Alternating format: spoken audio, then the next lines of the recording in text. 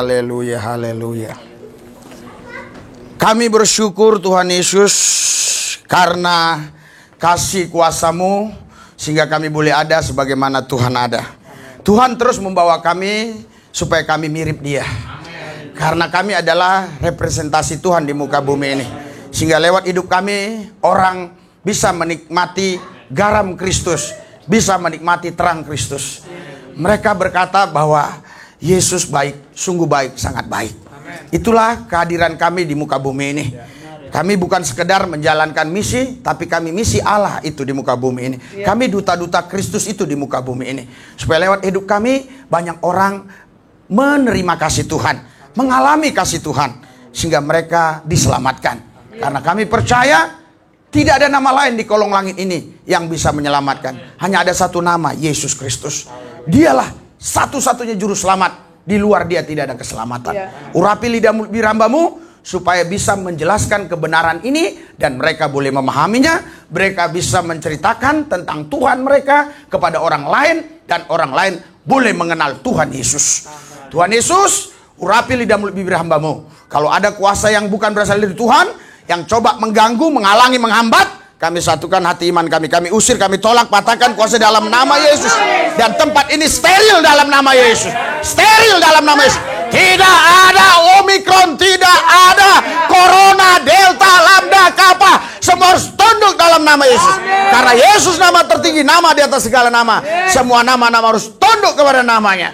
Urapi lidah birambamu supaya kebenaran ini memberikan kepada kami pengetahuan, pemahaman untuk kami bisa menyampaikannya kepada orang-orang yang mempertanyakan iman kami. Di dalam satu nama Yesus yang kudus kami berdoa mengucap syukur. Haleluya, yang percaya katakan amin. Berikan sorak-sorai buat Yesus Tuhan kita. Haleluya. Masih ingat yel-yel kita? Yel-yel. Haleluya. Oke, yel-yel kita. Oke? Sudah? Ingat? Apa yel-yel kita? 3, 2, 1. Berkobar. Iya. Radikal, akurat, konsisten, dan jalannya mati-matian harus selesai untuk Kristus. Tidak ciut, tidak lucu, tidak mundur, tetap maju. Maju bersama Yesus, dipelihara, dijagai, dilindungi. Bersama Yesus kita lakukan perkara-perkara besar. Di dalam Yesus kita catat segala perkara. Karena tidak ada yang mustahil bagi orang percaya. Haleluya. Silakan duduk. Sebenarnya kita sudah bisa pulang ya. Kalau ini Anda bisa terapkan gitu loh. Iya, apalagi kesaksian tadi ya, Anda bisa terapkan, wah luar biasa ya. Jadi saudara, kita harus mengasihi ya. Mengasihi siapa saja ya. Hari ini saya mau memberikan pelajaran buat saudara untuk memperkenalkan Tuhan saudara kepada orang lain. Khususnya kepada orang-orang Islam. Kalau mereka bertanya, Anda bisa menjelaskan dan mereka lebih mudah mengerti. Saya yakin lebih mudah mengerti daripada ajaran-ajaran yang disampaikan oleh Profesor Dr. Kabulator. Saya yakin ini lebih mudah dimengerti karena inilah yang saya gunakan dalam penginjilan. Tidak pernah terjadi perdebatan. Tidak pernah terjadi. Ya.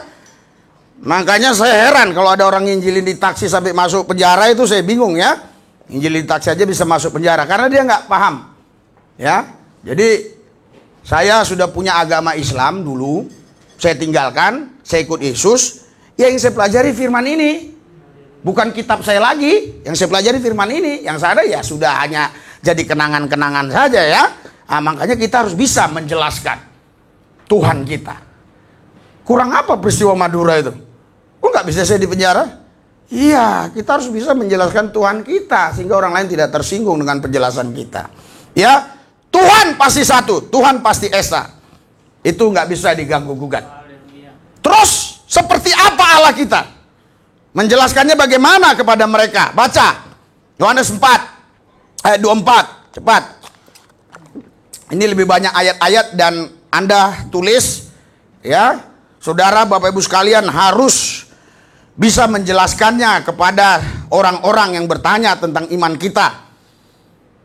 Karena apa? Karena sebelum ayat ini kita baca dulu 1 Petrus 3 ayat 15. Kita memang dituntut oleh Alkitab, dituntut oleh Tuhan untuk bisa menyampaikan tentang iman kita. 3, 2, 1. Tetapi kuduskanlah Kristus dalam hatimu sebagai Tuhan dan siap sedialah pada segala waktu untuk memberi pertanggungan jawab kepada tiap-tiap orang yang meminta pertanggungan jawab dari kamu tentang pengharapan yang ada pada kamu. Tetapi haruslah dengan lemah lembut dan hormat. Nah, jadi Anda harus bisa jelaskan Tuhan Anda itu kira-kira penjelasannya seperti apa gitu. Ya, kita baca Yohanes 4 ayat 24 ya.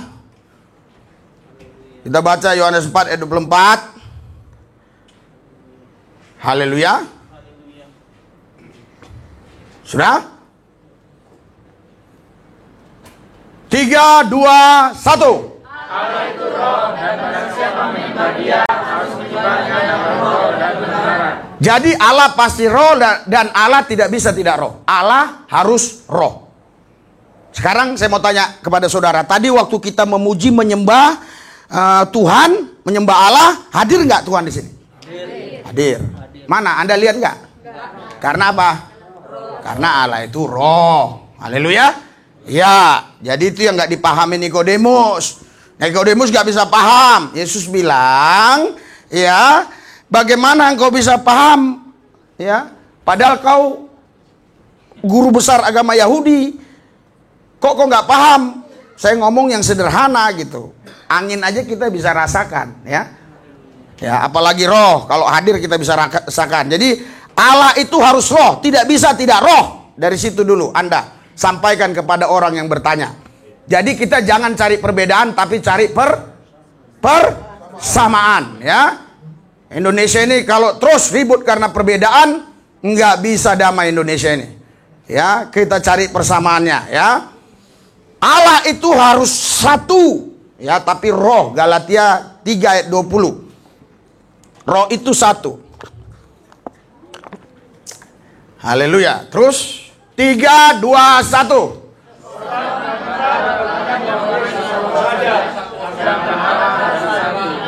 Ya, jadi harus satu ya. Allah itu harus satu ya. Harus satu, tapi roh. 1 Korintus 12 ayat 13. Harus roh dulu, harus roh, nggak bisa nggak roh. 1 Korintus 12 ayat 13. Sudah? Allah yang roh ini maha hadir. Ya, kita baca. 3, 2, 1.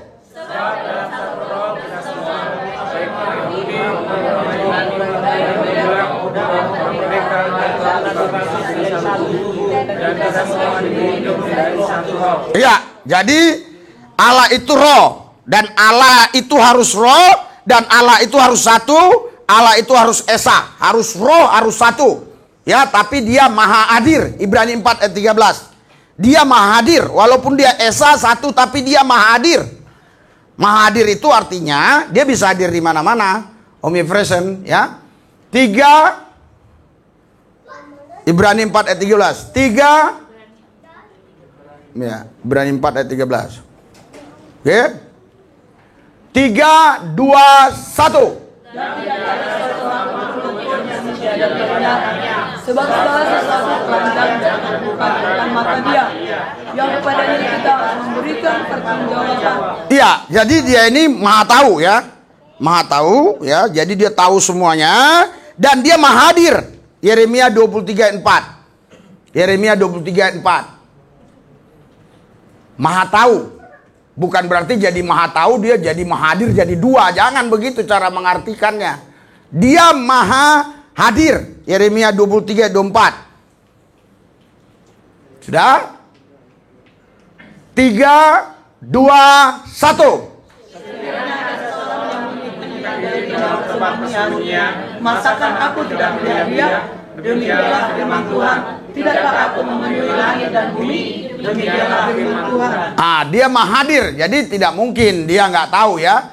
Sekiranya ada seseorang menyembunyikan diri dalam tempat persembunyian, masakan aku tidak melihat dia? Demikian firman Tuhan. Tidak ada apa? Tidakkah aku memenuhi langit dan bumi? Demikian firman Tuhan. Jadi bumi ini tumpuan kakinya, langit itu atapnya ya. Jadi dia itu maksudnya dia maha hadir, semuanya itu dikuasai dia. Jadi walaupun dia hadir di Medan, hadir di Manado, hadir di mana ya, di Rote, Miangas, Rote, apa istilahnya, Miangas, Rote, terus Sabang, Maroke, sampai mancanegara ya. Jadi itu bukan berarti dia banyak, dia tetap satu karena dia maha hadir ya. Ya, Allah itu maha hadir, tidak dibatasi oleh waktu, ruang, tempat, jumlah ya, kuasanya, dan tidak bisa dibatasi oleh apapun juga. Jadi Allah yang roh itu, Allah itu satu, roh itu satu ya. Iya, itu Yesus Kristus. Roma 16 ayat 17. Roma 16 ayat 17. Sudah? Roma 16 ayat 27 maksud saya. Roma 16 ayat 27. Jadi Anda harus bisa pertanggungjawabkan iman Anda ya. Jangan langsung, yang penting Tuhan Yesus Allah, jangan begitu. Ya. Roma 16 ayat 27, Allah itu roh, harus satu, nggak bisa jadi 4, 5. Ya. Roma 16 ayat 27. 3 2 1. Bagi dia satu-satunya Allah yang penuh hikmat oleh Yesus Kristus, seluruh kemuliaan sampai selama-lamanya. Amin. Bagi dia satu-satunya Allah ya, jadi tidak ada Allah lain lagi, satu-satunya ya. Ya, penjelasannya roh Allah ya, penjelasan roh Allah sebagai berikut. Coba kita baca Matius 3 ayat 6. Ayat 16. Ini kita agak cepat-cepat aja. Baca aja ya. Matius 3 ayat 16. Sudah? 3 2 1. Pada waktu itu juga langit terbuka dan ia melihat roh Allah seperti burung merpati turun ke atas. Jadi Allah itu tidak bisa tidak roh. Allah itu harus roh. Roh Allah. Haleluya. Itu Allah, roh Allah itu Allah. Roh Allah seperti burung merpati, bukan berarti dia itu burung merpati, itu hanya kiasan saja seperti burung merpati turun ke atasnya ya. Tetapi yang saya mau jelaskan, Allah harus roh. Tidak boleh tidak roh. Haleluya. Ya, Allah harus roh. Nanti baru kita cerita ke Yesusnya ya. Allah itu harus roh, tidak bisa tidak roh. Haleluya. Jadi kalau mau dijelaskan ini sebenarnya sederhana saja. Allah yang roh tadi tidak bisa dibatasi dengan ruang dan waktu. Jadi bukan berarti waktu Yesus dibaptis, rohnya pergi kemana dulu gitu. Ya, roh Allah yang diam dalam Yesus pergi dulu jauh-jauh, baru dengar suara, anakku yang kukan. Enggak begitu. Enggak. Jadi dia tidak dibatasi oleh tubuh Kristus. Tubuh Yesus tidak bisa membatasi roh itu. Oke, yang penting roh, harus roh dulu. Ya, sudah. Tadi Matius 3 ayat berapa itu? 16. Sekarang Matius 12 ayat 28. Matius 12 ayat 28. Matius 12 ayat 28. 3, 2, 1.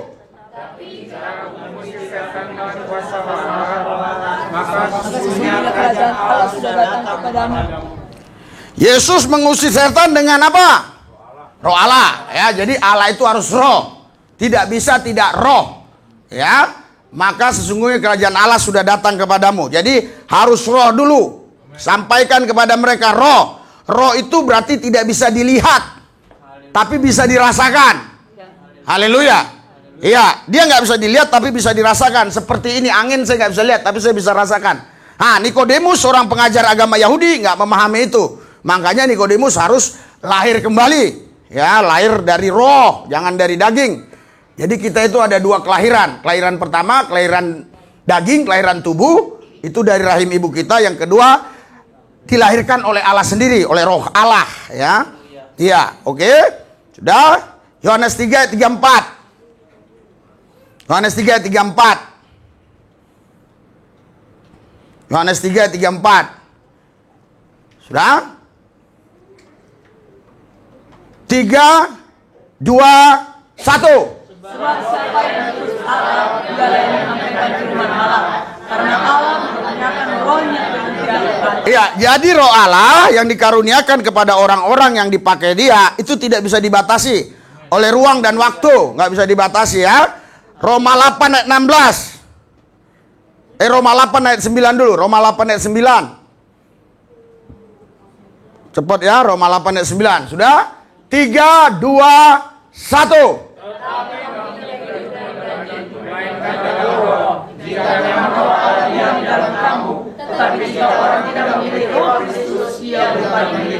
Iya, jadi ini roh Allah. Ini disandingkan dengan roh Kristus. Jadi tidak ada perbedaan. Roh Allah itu ya roh Kristus itu. Ya. Jadi intinya Allah itu roh. Harus satu. Tidak boleh jadi 4. Atau tidak boleh lebih dari 1. Harus 1 tapi maha hadir. Ya.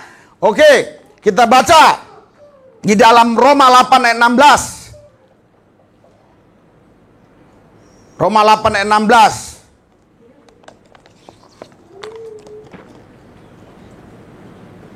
Oke, saya mau pakai bahasa tertentu, tetapi nanti takut dipotong sama orang, dipenggal, itu jadi masalah. Ya, Roma 8 ayat 16. Tapi kalau nggak dipenggal, itu artinya bagus. Tapi takutnya dipenggal karena kita ini kan sudah jadi apa ya, public figure ya. Jadi ya orang cari kesalahan kita terus. Roma 8 ayat 16, sudah? 3, 2, 1.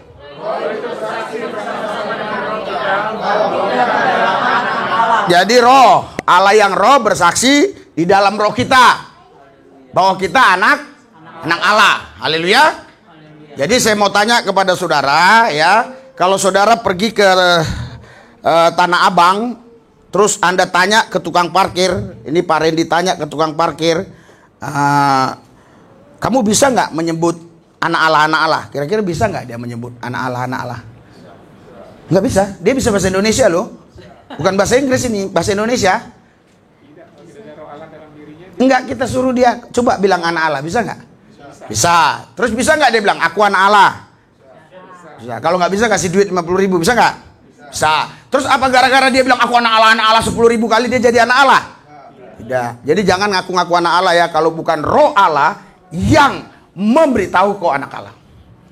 Saya tahun 1996 saya mengalami perjumpaan pribadi dengan roh itu, yaitu roh Kristus, ya roh Allah itu. Di situ bukan saya yang mengatakan saya anak Allah, tapi dia yang mengatakan saya ini adalah anak Allah ya. Jadi harus roh itu yang bersaksi. Jadi Allah itu harus roh. Tidak boleh tidak roh. Roma 8 ayat 27. Roma 8 ayat 27. Oke, Roma 8 ayat 27 kita percepat. Roma 8 ayat 27. Sudah? 3, 2, 1. Dan Allah yang menyelidiki hati nurani mengetahui maksud roh itu, yaitu bahwa Dia sesuai dengan kehendak Allah berdoa untuk orang-orang kudus. Iya, jadi maksud roh itu maksudnya roh Allah ya, tetap roh. Ya 1 Korintus 2 ayat 10. 1 Korintus 2 ayat 10.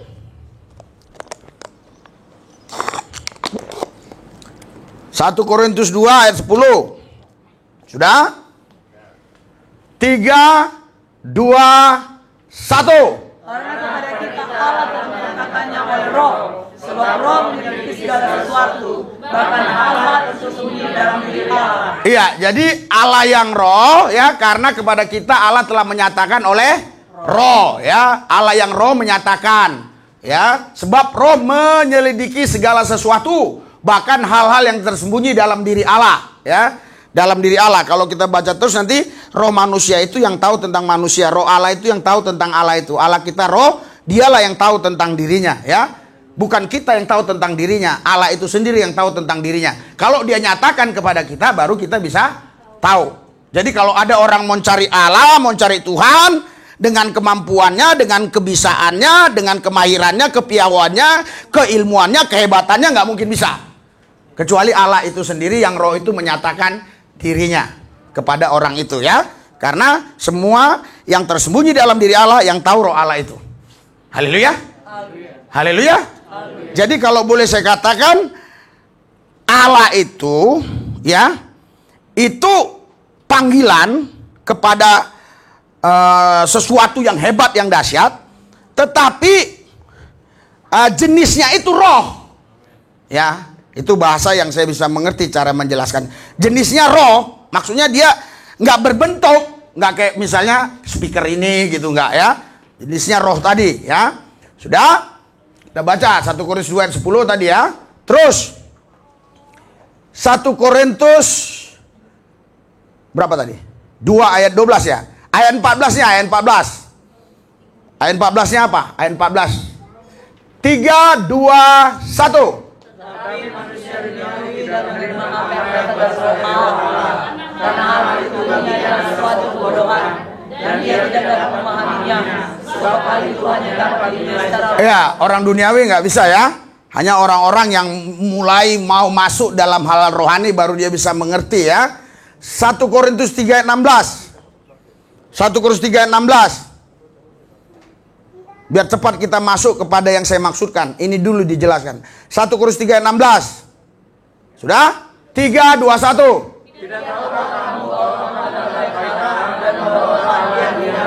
Kamu itu dikatakan bait Allah kalau roh Allah diam. Kalau roh Allah nggak diam, kamu nggak bait Allah. Jadi tetap Allah harus roh, ya, tidak boleh tidak roh, dan tidak boleh jadi lebih dari satu, harus roh dan satu, ya. Oke, terus 1 Korintus 7 ayat 40. Tadi ayat berapa itu? Tadi ayat 11 ya? 3 ayat 16. Oh, 3 ayat 16. Ini 1 Korintus 6 ayat 11. 1 Korintus 6 ayat 11. Oke? 3, 2, 1. Dan beberapa orang di antara kamu demikianlah dahulu. Tetapi Kamu telah memberi dirimu disucikan, kamu telah dikuduskan, kamu telah dibenarkan dalam nama Tuhan Yesus Kristus dan dalam roh Allah kita. iya, jadi roh ya, tetap roh ya. Jadi roh Allah kita ya. Jangan lari ke fisik Yesus dulu, roh Allah kita. Haleluya.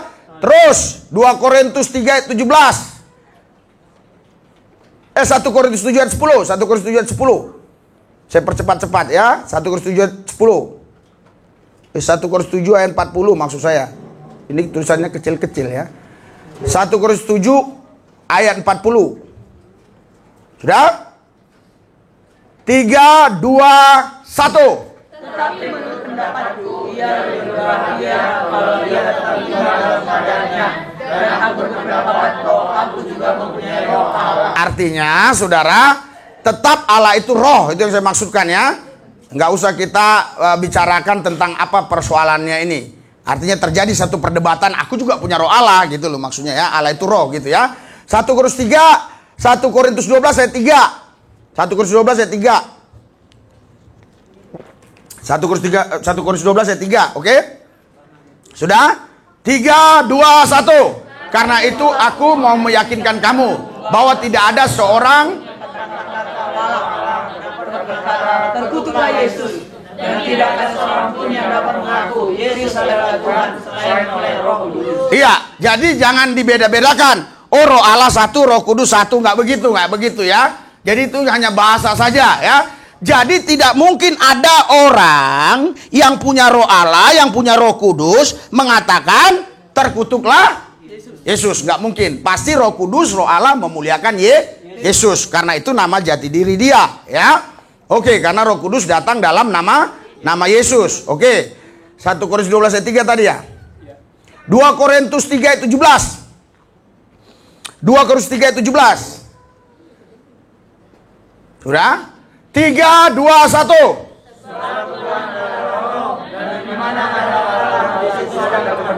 Iya, saudara, memang dalam bahasa Yunaninya ini selalu dipakai oleh orang-orang tertentu yang sok hebat, yang sok pintar, bahwa di situ kalau Tuhan pakai kurios, kalau Allah pakai theos. Tapi dalam bahasa Indonesia, waktu diterjemahkan oleh bapak-bapak gereja di lembaga lain itu, karena dalam bahasa Indonesia Tuhan juga itu Allah sama aja. Allah itu ya Tuhan dalam pemahaman orang Indonesia.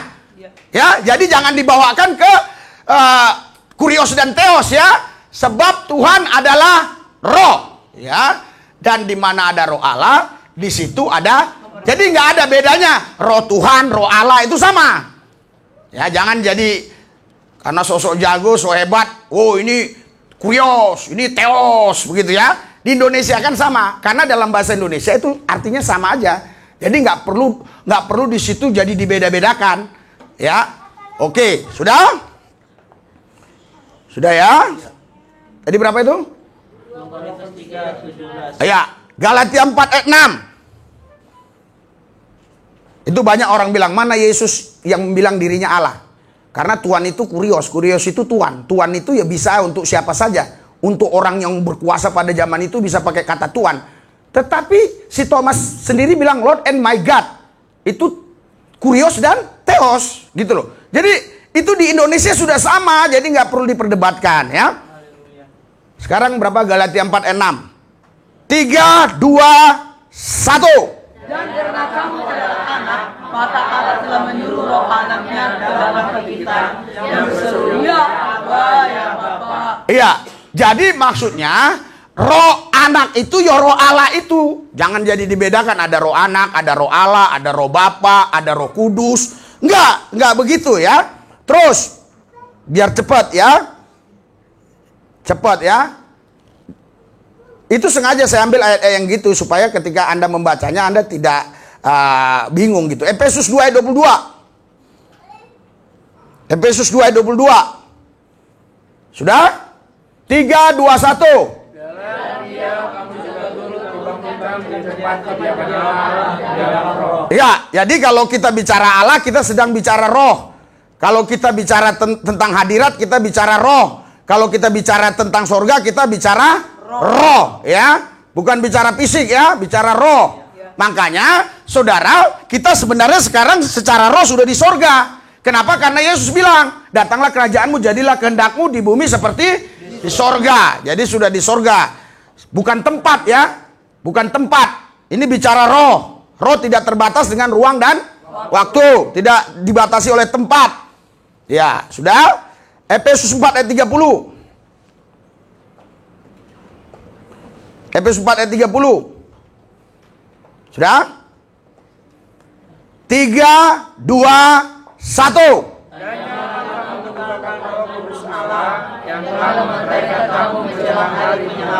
Iya, Roh Kudus Allah. Jadi di situ kan Roh Kudus Allah sama aja. Roh Kudus Allah ya.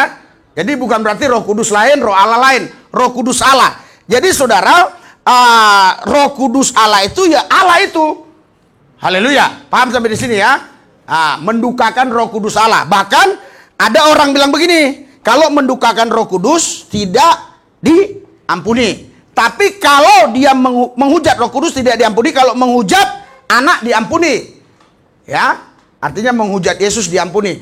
Iya, Yesus kalau sebagai anak memang datang ke bumi untuk menebus manusia dari dosa. Bahkan yang nyalibkan Yesus itu pun kalau waktu itu dia bilang, ya Yesus ampuni saya, dia pasti iya. Tapi kalau roh Allah, Roh Kudus itu nggak diampuni kalau menghujat.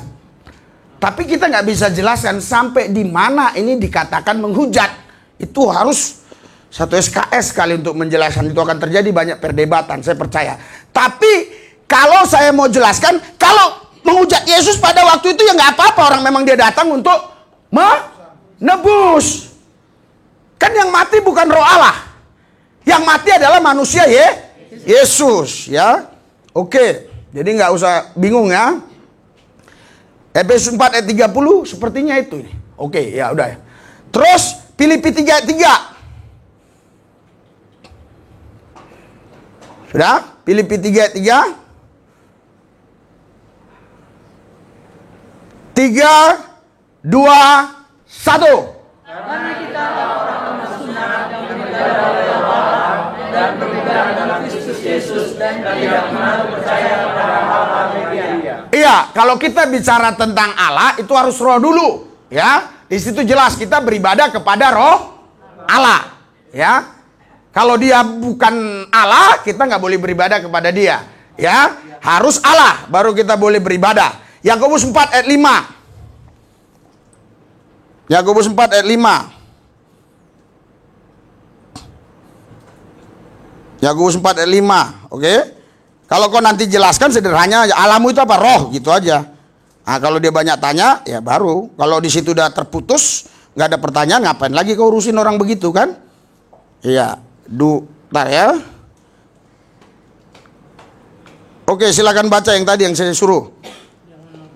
3, 2, 1. Janganlah kamu menyangka bahwa kita suci tanpa alasan berkata, roh yang ditempatkan Allah dalam diri kita diingat dengan cemburu. Iya, jangan ini jadi dibedakan gini loh.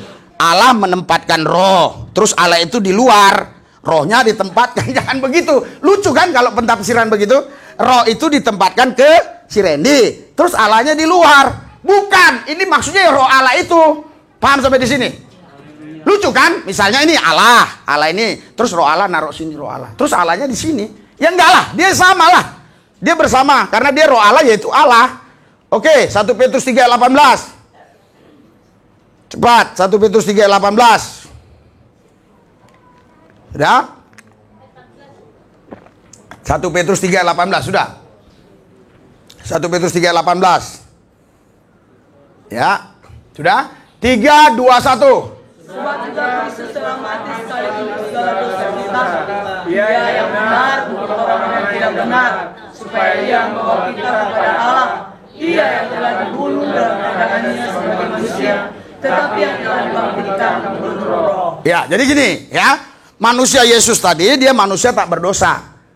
Ya, dia menebus manusia berdosa. Terus ada orang bilang, manusia kok bisa tebus manusia? Manusia yang keturunan Adam dan Hawa nggak bisa. Manusia yang keturunan Adam dan Hawa nggak bisa. Hanya ada satu manusia yang bisa menebus manusia, itu manusia Yesus. Karena manusia yang lain semua sudah jatuh dalam dosa. Hanya satu manusia yang kudus, manusia Yesus. Itu yang mati, manusia Yesus. Efesus 2 juga menjelaskan sebagai manusia dia mati. Tetapi di sini yang luar biasa, sebagai manusia dia mati, tetapi yang telah dibangkitkan menurut roh. Jadi waktu dia bangkit, dia bukan lagi manusia yang seperti kita lihat waktu dia bersama muridnya. Dia sudah manusia roh yang tidak bisa dibatasi dengan ruang dan waktu. Waktu dia bersama muridnya dibatasi dengan ruang dan waktu. Tapi kebangkitannya itu dia sudah tubuh roh, dia roh. Haleluya. Sebenarnya nggak cocok pakai tubuh, cuma saya susah menjelaskan. Nantilah ya kita jelaskan di yang nanti di berikutnya ya. Jadi dia dibangkitkan, jadi dia roh menurut roh ya. Oke, sudah 1 Petrus 3 ayat 18. Oke, terus 1 Petrus 4 ayat 14. Sudah? 3, 2, 1. Sebab roh berbeda, itu roh Allah ada padamu. Jadi saudara, ini jangan kita pisah-pisahkan, roh kemuliaan beda, roh Allah beda. Bukan begitu. Roh Allah tadi tetap satu, tetapi roh Allah tadi yang memberikan kemuliaan. Kenapa? Karena kita dianiaya karena Kristus. Tapi kalau Anda dianiaya, dinista, karena nyolong, karena nyopet, karena zina, karena cabul, nggak ada kemuliaan. Ya, jadi roh Allah itu yang memberikan kemuliaan. Ya, jangan jadi dibedakan roh kemuliaan, ya, terus roh kekudusan. Berarti ini berbeda semua ini. Jangan begitu ngartikannya. Haleluya. Jadi karena saya pemahamannya sudah tahu begitu, saya gampang, nggak mengalami kesulitan kalau melihat ayat-ayat begini, baca ayat-ayat begini. 1 Yohanes 4 ayat 2. Sudah? 1 Yohanes 4 ayat 2. Sudah? 3, 2, 1.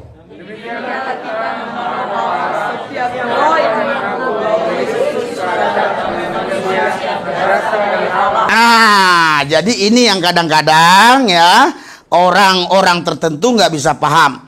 Memang dia datang sebagai manusia. Bahkan kalau kita tidak mengakui Yesus datang sebagai manusia, kita antikristus. Haleluya. Banyak orang yang nggak mau mengakui itu. Dia datang sebagai manusia. Haleluya.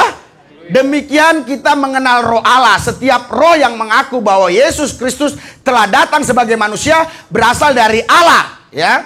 Dia adalah manusia, Yesus itu.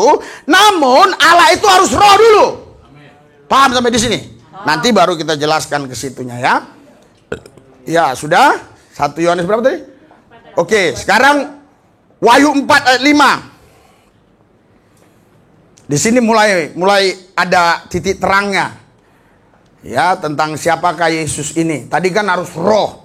Tidak boleh tidak roh. Allah itu harus roh. Wahyu 4 ayat 5. Kita baca 3, 2, 1. Dan 7.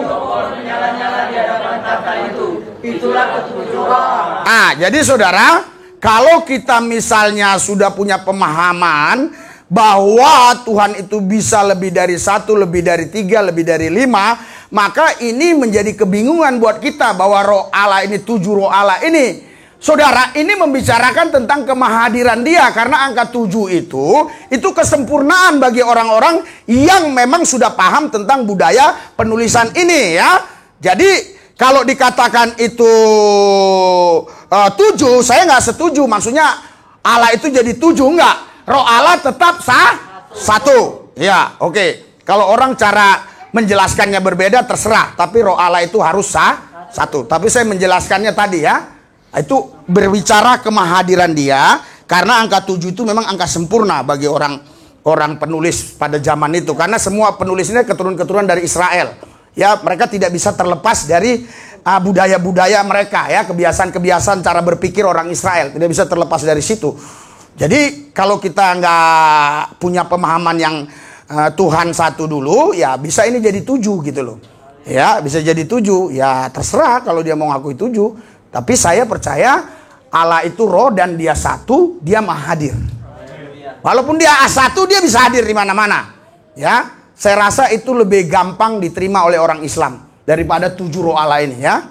Ya, daripada kau cerita Allah kami ada 7 rohnya berkembang biak, ya, itu lebih payah.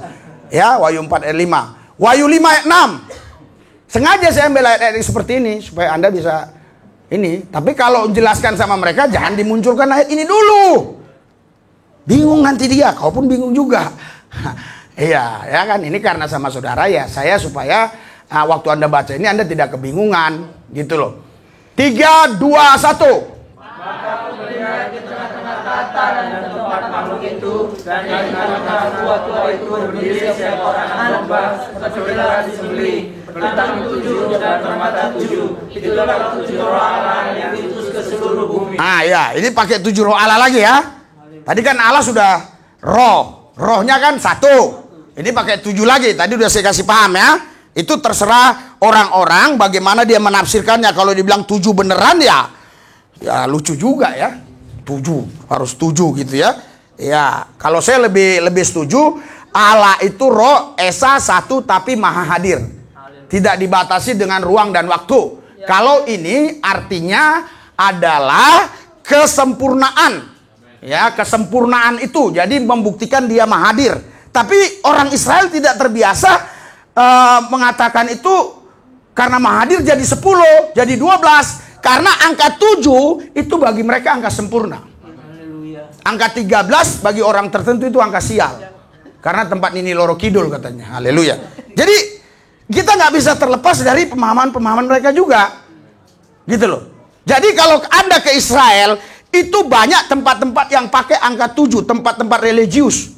Pakai angka 7, pakai angka 7. Bukan berarti itu bicara tentang angka. Mereka berbicara tentang kesempurnaan. Ya. Bukan berbicara tentang angka. Jangan Anda terjebak, kok angka 7? Enggak. Itu berbicara tentang kesempurnaan yang mereka sembah. Yaitu Allah yang Esa itu. Ya. Yang mereka katakan, apa itu? Sema Israel. Ya kan? Elehenu Adonai. Adonai Ehad.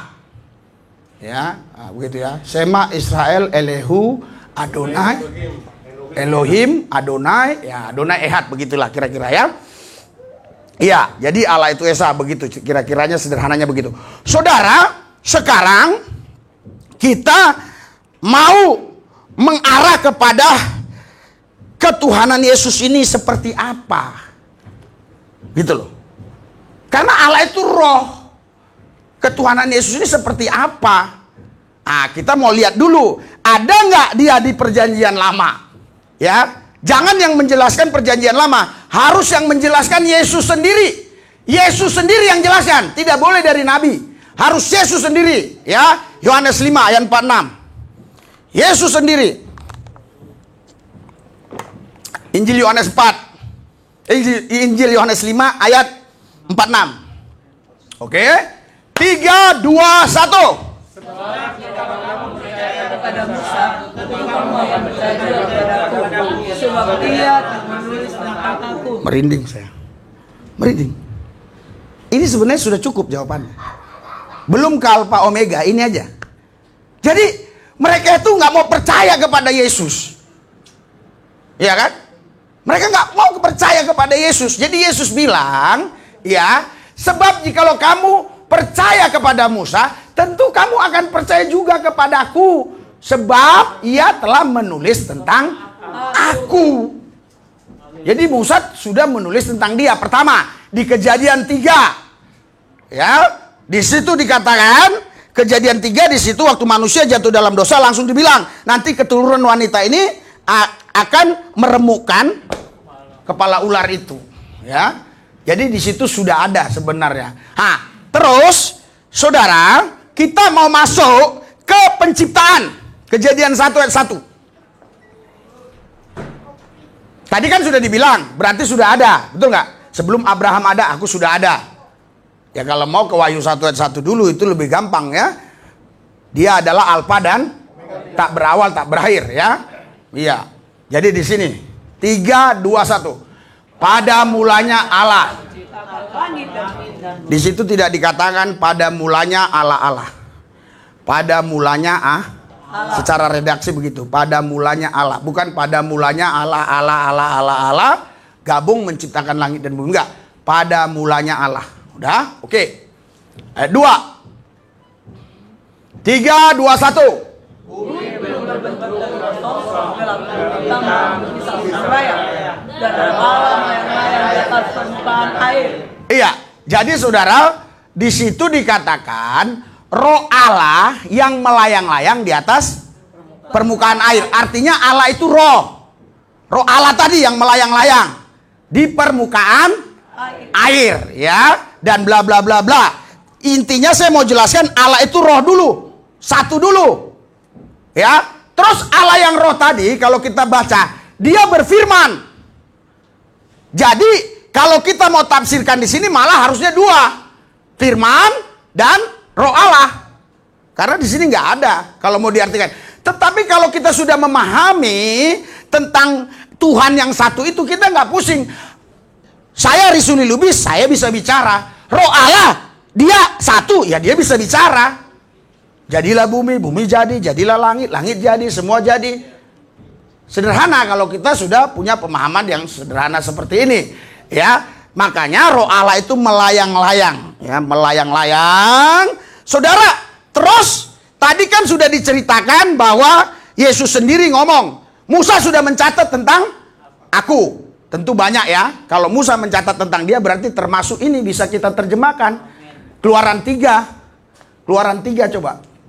Ayat 14. Kan Musa sudah mencatat katanya. Kan di sini rahasia. Keluaran 3 ini kan rahasia. 3, 2, 1.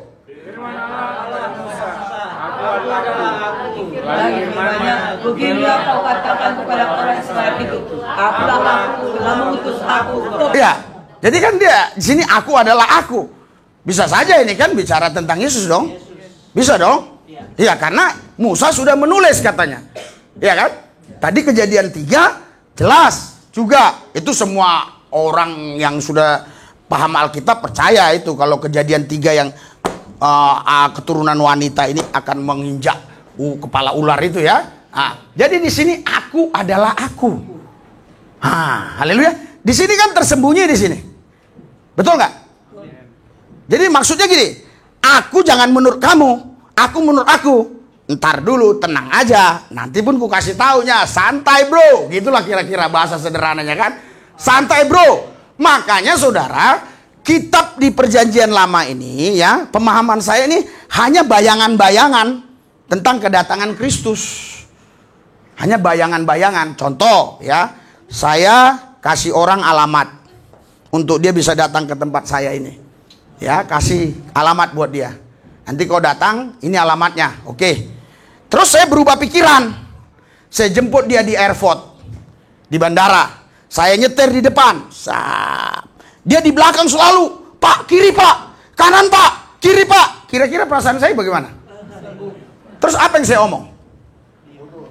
Ya saya bilang, saya udah hadir. Nggak usah lagi ikut peta itu. Jadi menurut saya, ya ini peta. Iya, sebenarnya kalau kita mau kaji lagi panjang kan ini waktunya ya. Nanti di lain waktu kita cari ayat-ayat nubuatan di sini banyak. Di Mika juga ada nubuatan Yesus, di Yesaya juga ada, macam-macam. Intinya di sini kita sudah mulai membuka wawasan. Siapakah aku adalah aku? Kalau menurut saya, ya itu yang di Yohanes 16, di Yohanes 17 itu baca. Ayat 26. Yohanes 17 ayat 26. Yohanes 17 ayat 26.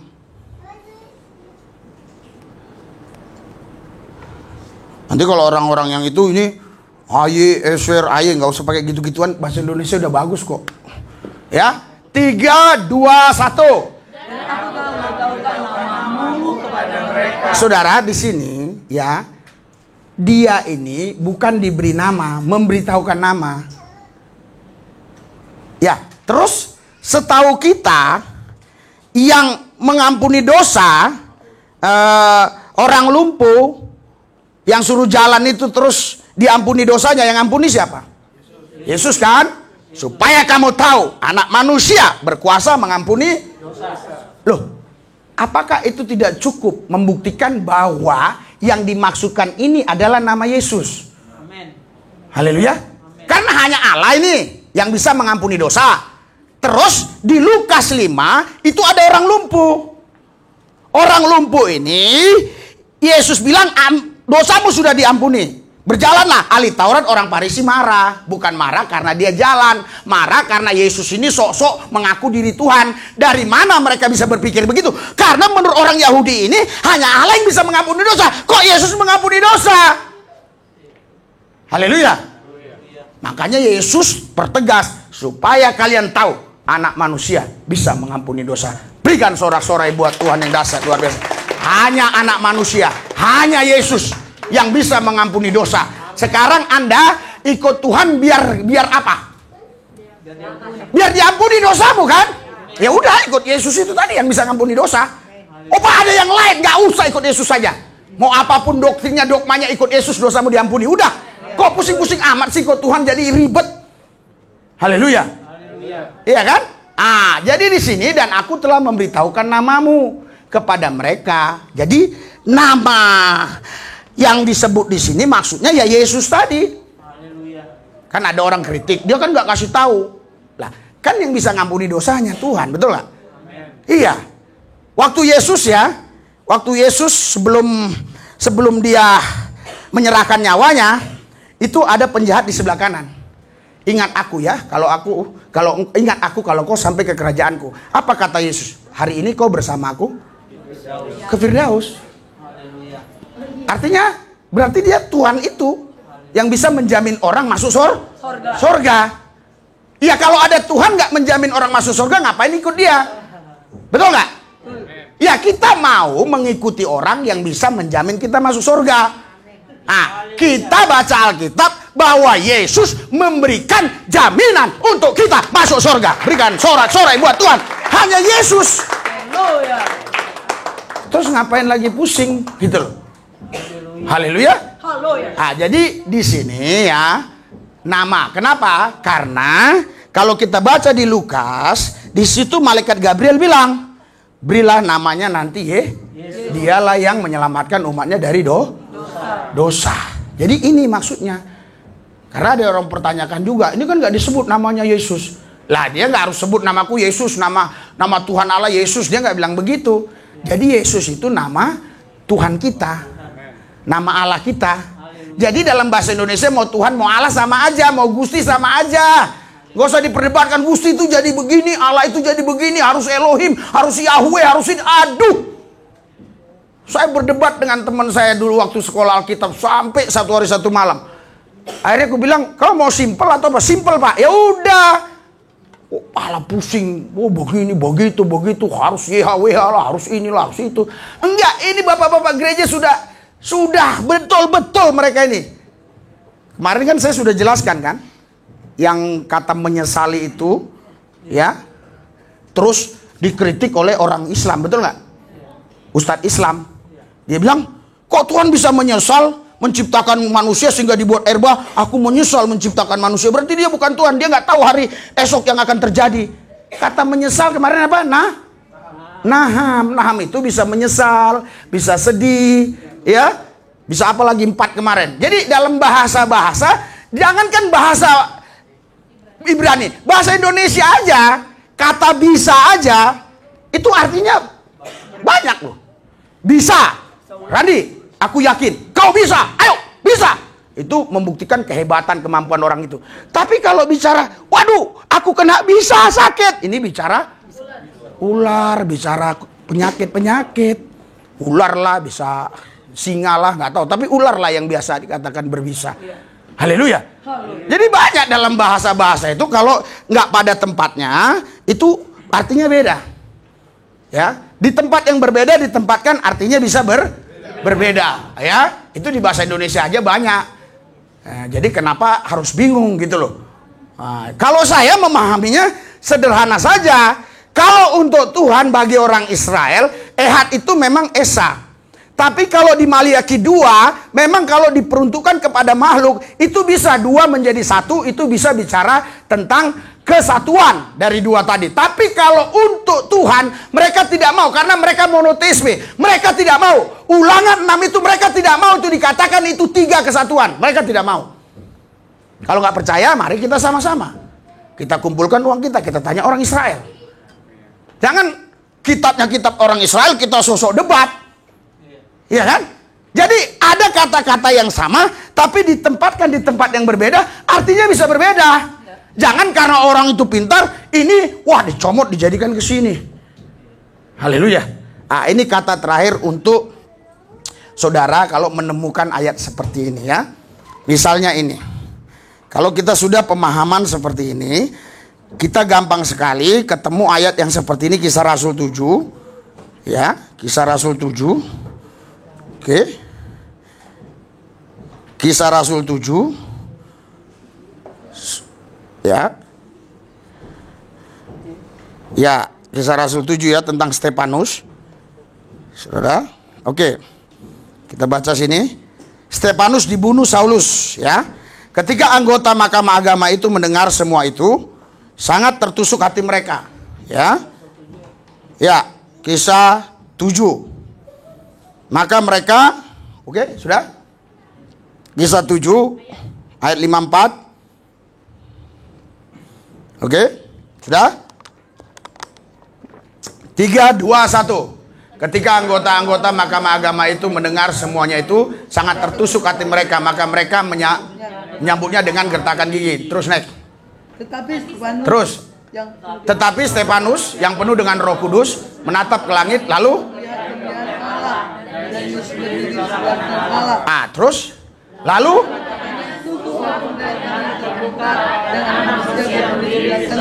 terus maka berteriak-teriaklah mereka sambil telinga ya.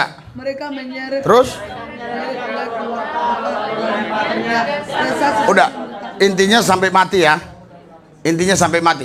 Sekarang kalau itu artinya hanya biasa, itu nggak mungkin dilempari. Saudara, kalau Anda ini baca dari ayat pertama, ini pertamanya ya, Stefanus ini membicarakan apa? Ini membicarakan tentang kejadian-kejadian di zaman Musa, ya, di zaman Musa di mana orang itu dibebaskan ya dari ini, terus baru di situ di perjanjian sunat ada di situ dan bla bla bla bla terus ya. Di sini kalau Anda baca ya, nah, di sini jawab Stefanus, saudara-saudara, bapak-bapak, dengarkanlah, Allah yang Maha Mulia telah menampakkan dirinya kepada bapak belur Abraham dan seterusnya dan seterusnya. Terus dia menceritakan tentang Tuhan Allah di sini. Pemahaman dia Tuhan Allah ini ya Allah itu, bukan berarti ada banyak gitu. Terus ini tidak terlalu jadi masalah bagi mereka. Tidak terlalu menjadi masalah, cuma mereka agak kesel aja. Agak kesel, baru muncul lagi di sini. Ketika anggota-anggota Mahkamah Agama itu mendengar semuanya itu, sangat tertusuk hati mereka. Maksudnya, kok orang ini ngajarin kami sih? So hebat banget ini ngajarin, begitu ya kira-kira ya. Maka mereka menyambutnya dengan kertak gigi. Nggak ada masalah sebenarnya kalau dia berhenti di sini. Kalau hanya kertak gigi, terus ya saya mau balik lah, nggak ada masalah. Tapi karena dia bilang, tetapi Stefanus yang penuh dengan Roh Kudus menatap ke langit lalu melihat kemuliaan Allah dan Yesus berdiri di sebelah kanan Allah. Nah, ini jadi masalah. Saudara, tadi kan dia membicarakan Allah yang Esa itu, pemahaman orangnya Yahudi. Anda baca di ayat 1 sampai 55 tadi. Terus di sini berubah cara dia menyampaikan. Ada Yesus berdiri di sebelah. Loh, kok jadi dua? Padahal pemahaman dia dari ayat pertama, bacalah, itu bicara tentang Allah orang Israel, Allah yang satu itu. Tapi di sini dia mulai berbeda. Orang Israel kenapa marah? Seandainya, ini pemahaman saya. Seandainya si Stefanus bilang bahwa Yesus berdiri di sebelah kiri Allah, saya yakin mereka nggak marah. Nggak marah, nggak apa-apa. Udah sebelah kiri Allah ini, nggak apa-apa. Kiri, ya. Jadi orang Yahudi itu tangan kanan itu tangan yang dimuliakan, sangat dimuliakan sama mereka. Makanya sebenarnya banyak kita ikut budaya Yahudi, ya. Mereka kalau untuk hal-hal yang mulia harus tangan kanan, bukan tangan kiri. Jadi kalau Yesus berdiri di sebelah kanan Allah, hebatan Yesus malah kalau menurut saya dari Allah itu sendiri. Orang dia berdiri sebelah kanan Allah, lebih hebat dia. Saudara lihat, kalau kita berfoto, ya, berfoto sama orang-orang hebat, orang-orang pejabat, selalu kita disuruh kiri sama dia. Lihat coba, jarang, nggak ada lah kecuali teman dekat kita bolehkan. Kalau yang biasa-biasa, kita disuruh kiri. Haleluya. Jadi ini nggak ada masalah buat saya. Allah itu tetap Esa. Jati diri Allah itu, nama Allah itu Yesus Kristus. Nggak ada masalah buat saya kalau baca ayat ini. Dan baca ayat-ayat yang lain juga nggak ada masalah kalau terjadi seperti ini. Iya, ada yang satu lagi di Wahyu itu. Tapi bagi saya nggak masalah, saya bisa jelaskan. Jadi kalau saya mau menjelaskan ini bukan berarti ada dua. Ada Allah, terus ada Yesus di sini. Jadi Yesus bukan Allah. Ada Allah, ada Yesus. Bukan begitu. Orang Yahudi marah karena pemahaman orang Yahudi yang disebut Stefanus itu bahwa Yesus adalah Allah. Berikan sorak-sorai buat Tuhan. Itulah marahnya orang Yahudi. Kalau Sistem harus nggak ngomong Yesus itu berdiri sebelah kanan Allah, dia nggak marah. Kalau dia bilang hanya Yesus ada itu di sebelah kirinya lagi sakit-sakitan misalnya, nggak marah. Haleluya. Mereka marah gara-gara Yesus kok di sebelah kanan Allah. Siapa Yesus ini? Hebat banget dia di sebelah kanan Allah. Haleluya. Makanya ada istilah siapa itu? Itu tangan kanan saya.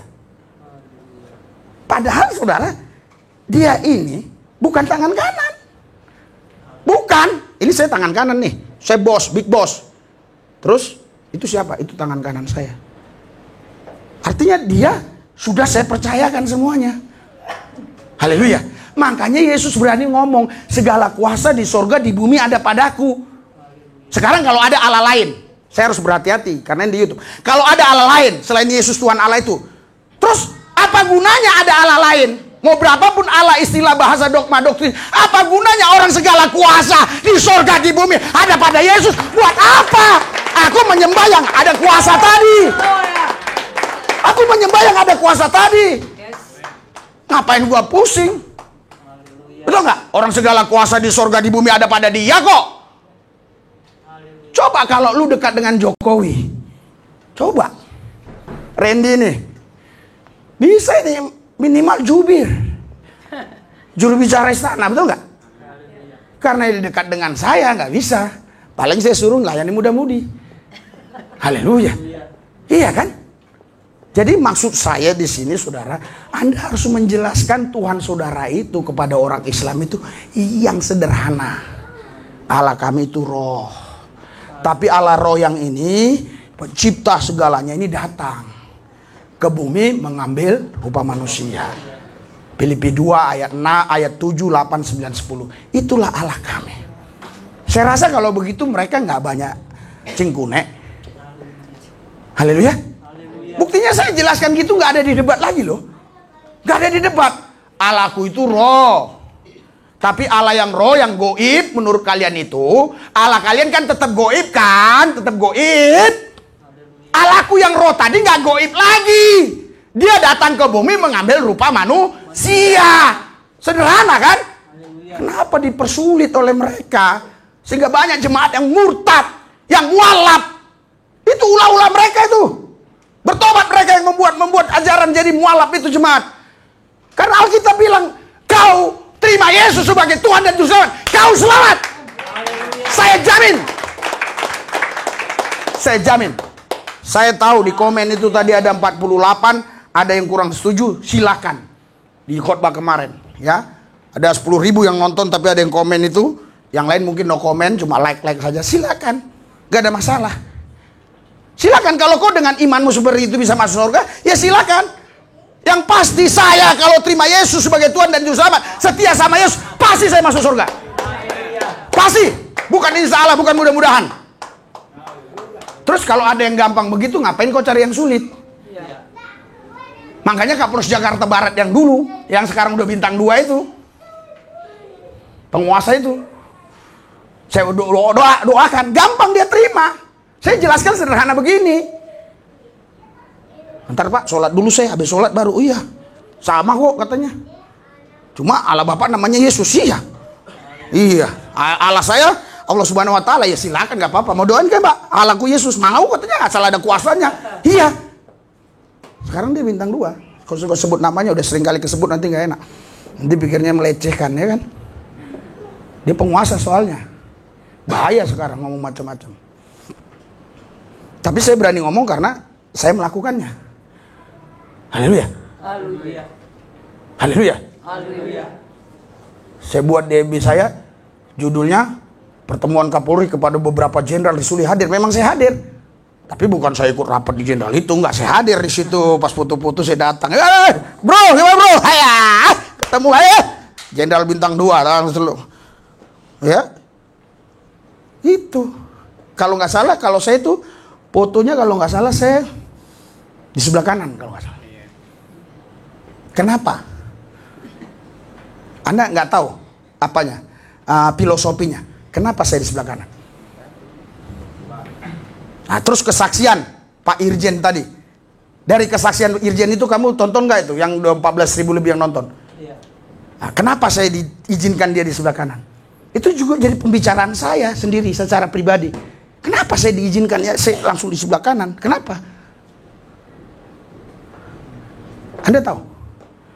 Dia sudah jelaskan bahwa imam itu katanya itu lebih tinggi. Jadi pemerintah yang mengatur ini, kerajaan ini harus tanya sama imam. Karena imam itu yang membakar hukuman. Saul dia tidak sabar nunggu Samuel. Dia bakar sendiri. Tuhan bilang kurang ajar kau. Itu tugas imam. Makanya walaupun mereka bintang 2, mereka hargai saya di sebelah kanan. Kalau saya nggak salah ya, di sebelah kanan kalau nggak salah fotonya. Coba lihat, coba tolong. Siapa yang cepat bisa lihat-lihat. Kalau di sebelah kiri juga maaf. Kayaknya saya sebelah kanan. Sebelah kanan ya. Jadi begitu hebatnya lah kalau kita ini seorang imam. Begitu hebatnya lah Yesus kita itu. Dia bukan di sebelah kiri Allah, tapi dia di sebelah kanan.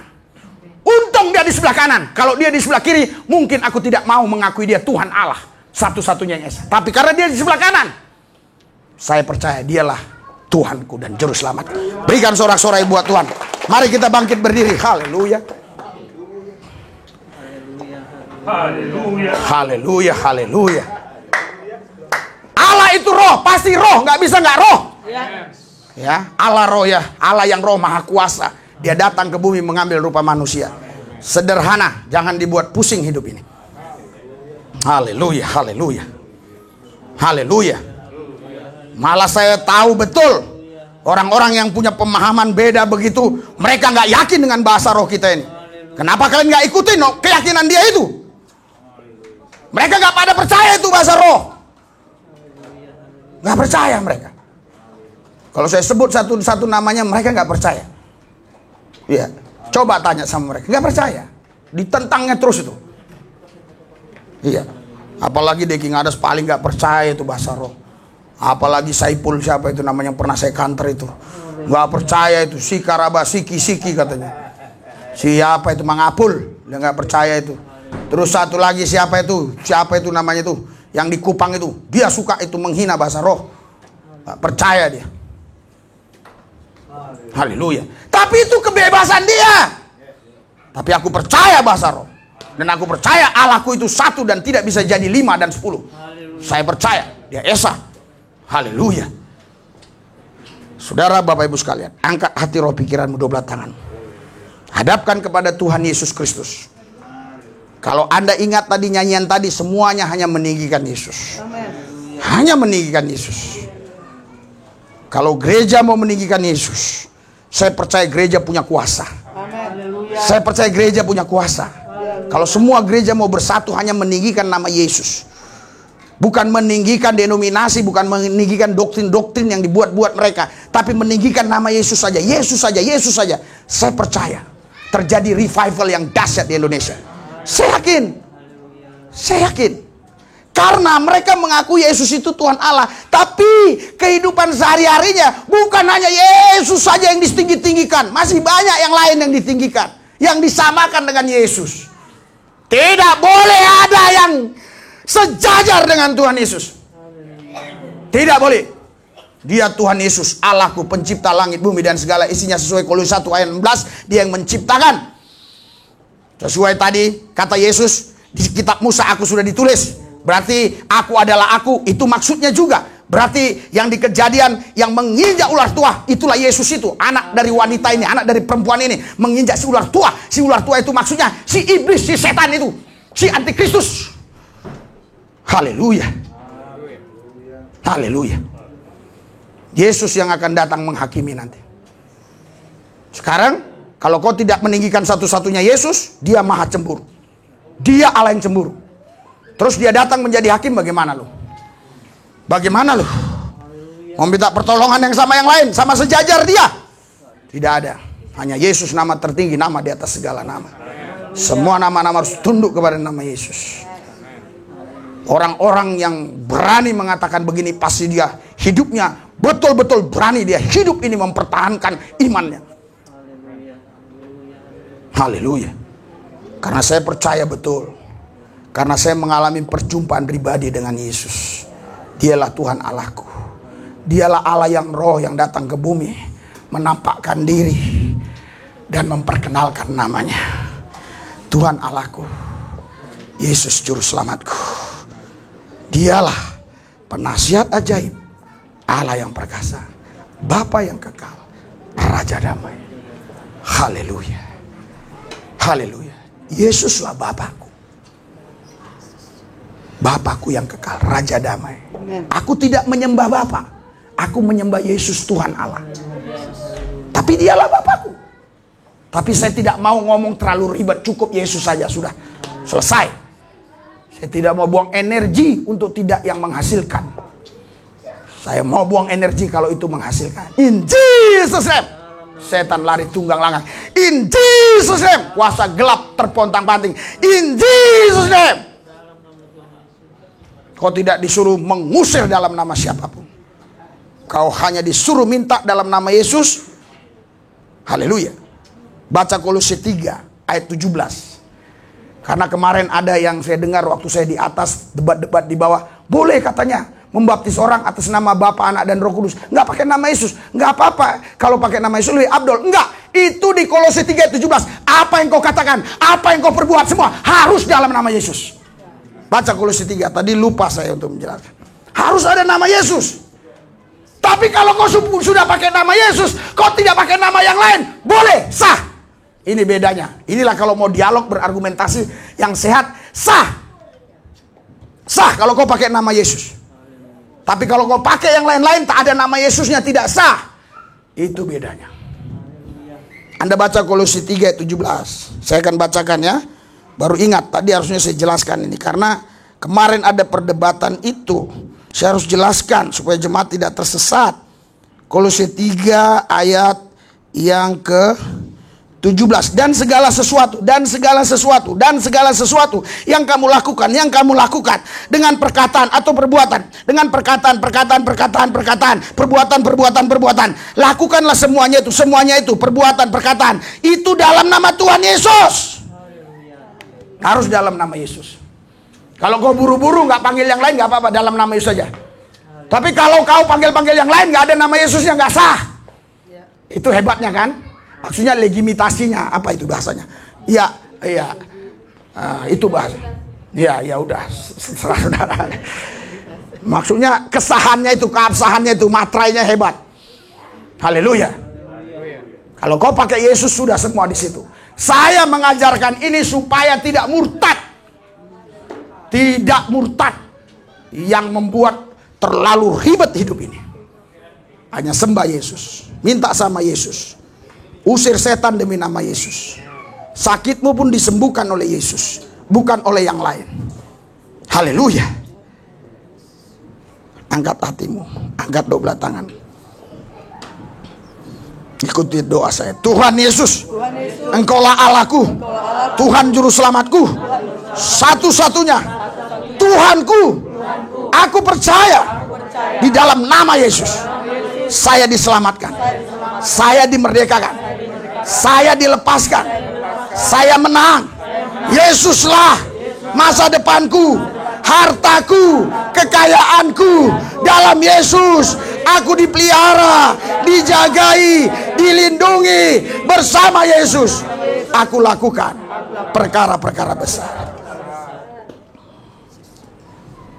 Haleluya. Saudara, Anda yang mau, saya pun bisa menjelaskan itu tadi, yang satu itu yang Stefanus, saya doa.